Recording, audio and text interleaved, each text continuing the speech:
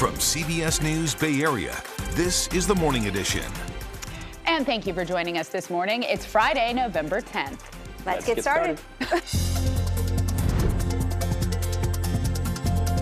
going to be really difficult for the city to be able to make, in this area, for people to be able to make some money. Crowds and the community. APEC bringing thousands to see and celebrate San Francisco as world leaders visit the city by the bay. From traffic to business impacts, we've got you covered. It's very reliable and it's very smooth, and you can easily fall asleep. BART on the Brink and your community station looking at another mass transit system making the grade in search of successful models for mass transit and lessons learned. They're intentionally trying to break us enough to stop elections, and that's not going to happen. Resolve for what is right. Frightening letters turning up at elections offices, and why elections workers say they won't be deterred in their duties for democracy. I wanted to come tell them that, I was sorry. That, this isn't representative of my hometown. What do you do when bad things happen where you live? Meet people who saw North Bay Deli victimized by racist graffiti. Step forward saying, that's not who we are. 3, 2, 1. And celebrations in Union Square. How lights in a place darkened by doom-loop headlines are hoped to be symbols of brighter days ahead. You know that neighbor who always puts up the holiday stuff way before you, and then you think, I gotta find my elf on a shelf. Thanks, Union Square. Thanks for tuning in. I'm Reed Cowan. And I'm Nicole Zalumis, and I don't know what you're talking about. I have to find my elf on a shelf. You don't the know where your elf comes is? from the North Pole. Nobody finds the elf on the shelf. Elfie arrives at your house. Well, but I someone found him. I don't have my inner elf. Okay, so you're not actually getting one. You Okay, I gotta just work wanted on to it. make sure. Yeah, you got to work on that. All right, I'm Gianna Franco. By the way, most federal, state, and local government offices will be closed today in observance of Veterans Day, which is tomorrow. But how's the weather going to look? Because a lot of kids have the day off today, and then the weekend's here. Going to be a bit cloudy. And, there's actually a little bit of rain that tried to get into the North Bay over the last few hours. So the first thing I want to do is just show you what that looks like. If you look at First Alert Doppler, the last 3 hours, this is a pretty impressive little band of rain that went through Ukiah, right through the middle of Mendocino County. We didn't get any rain out of it in Sonoma or Marin. I think Lake County's probably seeing a few showers from it now. But the main impact of that is, when we visualize it differently, are all the clouds. The clouds have made things feel warmer this morning. And if we're going to use the virtual map now just to show you how the temperatures are playing out, these numbers are just about 5 or 6 degrees warmer than they were yesterday. It's not like it's balmy warm outside, but it is noticeably warmer than we were. I don't have anybody in the 30s this morning. You can see the view from our window on the bay. That's from our roof looking out from here up towards the East Bay, and you can see more clouds in that view. Just think of that as like a little blanket. So the daytime highs will be just like yesterday. Mornings are a little bit warmer. Daytime highs, the cloudy sky in the afternoon. Friday's going to be a virtual repeat of Thursday, so you can plan your day that way. We have a lot to talk about for next week. You've no doubt been hearing that there's a good chance of rain coming. We're going to go into some perspective and details on that forecast, on just what to expect at this point for how next week could play out. I'll see you with that in a few minutes. Gianna, how's the drive looking? Not bad, Darren. In fact, we're going to go live right now to the Bay Bridge Toll Plaza. We do have a crash reported in and around this area, but it's not causing a lot of backup or brake lights. Again, in observance of Veterans Day. Veterans Day is tomorrow.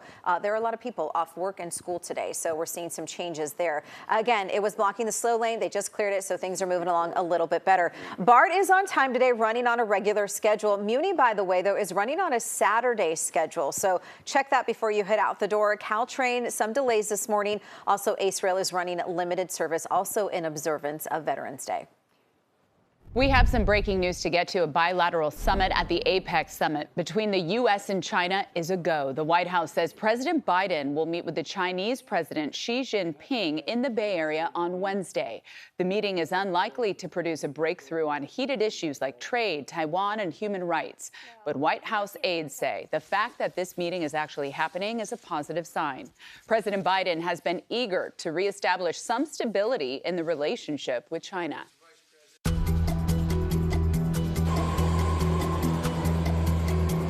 Ride BART.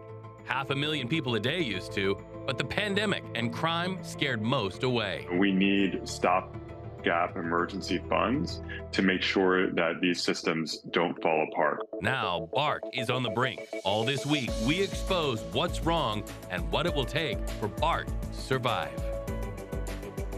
All right, my friends, so picture what the Bay Area would look like without BART. This is what we would be. Let's bring up what BART looks like to just show you how integral it is to keeping our communities connected.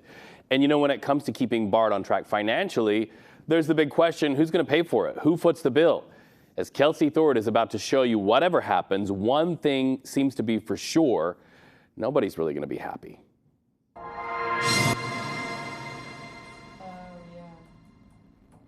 Deborah Allen is one of 9 people on BART's board of directors. She represents District 1, which includes the 4 BART stations from Lafayette to Concord in central Contra Costa County.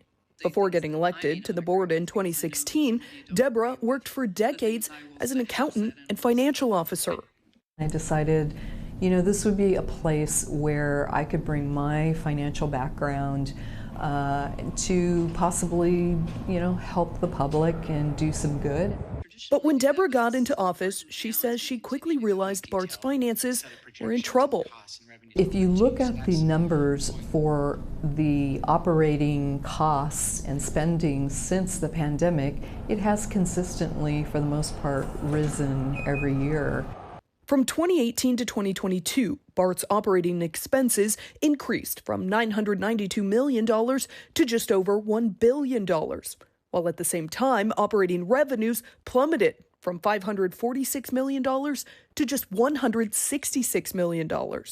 To cover that gap, BART received emergency funding from the federal government, but that funding runs out in 2025. And with ridership still below half of what it was pre-pandemic, BART needs to come up with a new source of funding fast or risk significant cuts to services. One of the people working to secure that funding is State Senator Scott Wiener. And so we need stopgap emergency funds to make sure that these systems don't fall apart. There are a few different ways BART can secure funding. The state could raise bridge tolls or taxes on things like gas and sales. It could also just increase its investment in transportation from the state's general fund. Senator Wiener told me that's the option he thinks is best. That would be the cleanest way of doing it. It makes sense for the state to step in and do it. But it's unclear how realistic that option is. BART says it will need around $300 million a year starting in 2025 just to stay afloat. And it comes at a time when the state is dealing with its own budget deficit. That's why Senator Wiener is also the author of a bill that looks to increase bridge tolls to fund BART. And we also have ideas about how to make sure that commuters who are really commuting every day on the bridges are not harmed. BART itself is also working to get a voter initiative on the 2026 ballot that would raise taxes to fund the system. The hope is that one or a combination of these different ideas will work to get BART back above water. However, public polling from an organization called Joint Venture Silicon Valley suggests securing any of those funding options may not be that easy. Russell Hancock is the president and CEO of Joint Venture. Specifically, we asked about our region's struggling rail systems, BART and Caltrain, and we learned some interesting things. According to Joint Venture's poll, 57% of respondents said commuter rail needs to keep going even if it costs taxpayers more money. But when asked where that money should come from, the same percentage of people, 57%, disliked all of the available options, including raising fares, bridge tolls, and taxes. Angel Sembrano has been riding BART to work every day for the past 25 years. He told me he's a part of the other 43%, those willing to pay more if it means services aren't cut. I think it's a good idea because otherwise, how can I get to my work without the BART? But Deborah told me the issue will be getting those who don't ride BART every day on board. She understands many of them are frustrated with BART's handling of its finances. She is too. That's why she's not only looking into ways to secure more funding for BART, but she's also looking into ways to cut costs on everything from future projects to labor. This board has refused to ask for concessions out of the labor contracts on things, not necessarily on just, pay decreases. We could be talking about overtime rules, which are very generous to BART employees. But union leaders say even if they wanted to, renegotiating the labor contract wouldn't solve the funding problem. They believe it would only make it harder for them to retain employees. This has to be a state-level solution for all transit agencies. It ain't going to be by cutting raises or laying people off that you're going to get there, all right? Deborah told me she knows BART can't just cut costs to get out of its deficit. Her hope is to find a balance of both cutting costs and securing additional funding. Perhaps if 80 million of cuts can be found in an annual budget, now we're only looking for 120 million per year of revenue, and that might be more palatable to taxpayers, to bridge toll payers, or to even state and local governments. Deborah told me she believes the more people see BART trying to rein in its spending, the more willing they may be to support future funding of the system and help BART avoid its looming fiscal cliff. BART's general manager and police chief visited Oakland's Fruitvale station to kick off a listening tour. The goal, to hear directly from riders about what's working and what isn't. And they tell us they've heard positive reviews about the switch to those shorter trains. We're working very hard to address property crimes right now, but one thing we have noticed is that our police delays have decreased significantly. And now that we're out there, the trains are shorter. Those delays have actually decreased, and I think that's a good indication of our presence out there and the positive impact that it's having on the system. BART's also going after fare evaders. New fare gates are set to be installed in West Oakland by the end of the year, and BART plans to have those replaced system-wide by 2025. The listening tour continues next week at Embarcadero and Pleasant Hill stations, and it's set to visit various stations through December 13th.